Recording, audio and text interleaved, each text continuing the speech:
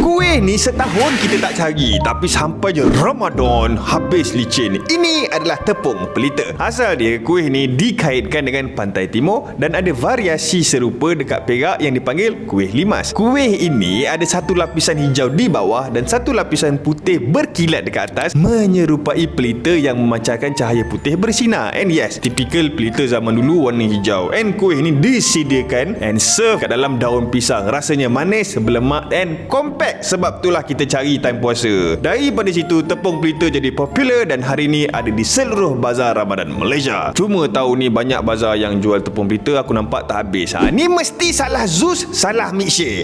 Abang, mari. Abang, ada tepung pelita. Wih, pekat sangat tu. Mari abang, 50. Sini.